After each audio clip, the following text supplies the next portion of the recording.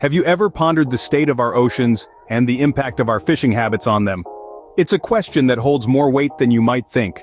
Overfishing, a term many of us might be unfamiliar with, is silently wreaking havoc beneath the ocean's surface.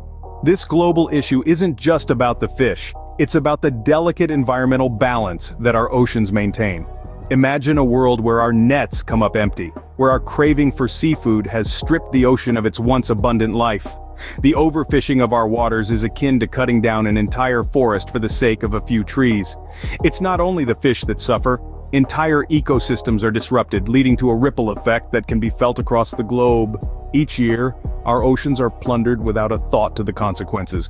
But what if the fish don't come back?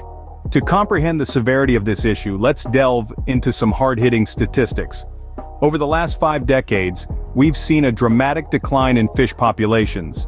In fact, it's estimated that almost 90% of the world's marine fish stocks are now fully exploited, overexploited, or depleted. That's a staggering number, folks. Imagine, 9 out of every 10 fish species pushed to the brink.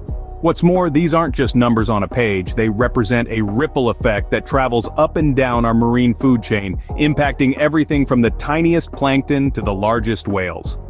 Now let's take a closer look at trawler boats and commercial fishing techniques. These methods are efficient, no doubt, but at what cost? Trawling is like clear-cutting a forest to catch a few species of birds. It's indiscriminate and wasteful, leaving behind a barren, lifeless ocean floor.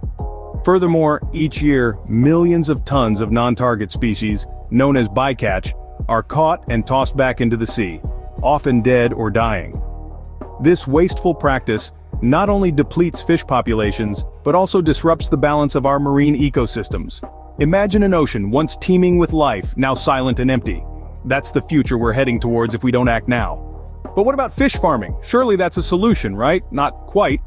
Fish farming or aquaculture is often touted as a sustainable alternative to overfishing, but it's not as clean and green as you might think.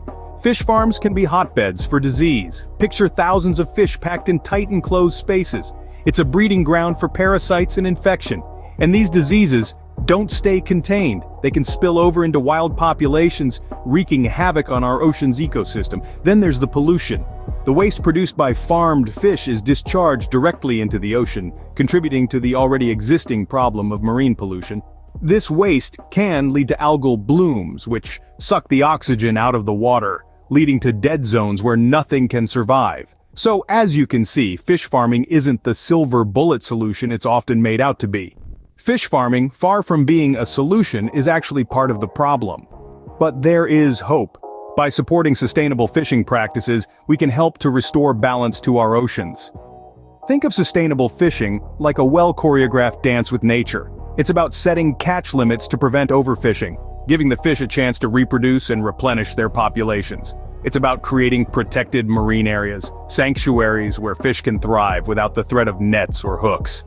And it's about promoting responsible fish farming techniques, ones that don't pollute our waters or disrupt our ecosystems.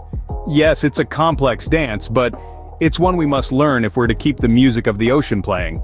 But what can you do? You, who may love the taste of fresh seafood but also love the oceans and the life they hold.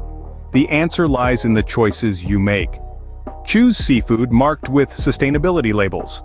These are your assurance that the fish you're buying came from well-managed sources that respect the ocean's balance. Be vocal, support policies that protect our oceans, that prioritize the health of our marine ecosystems over short-term profits. We can all play a part in this. We can all be stewards of the sea, guardians of the deep.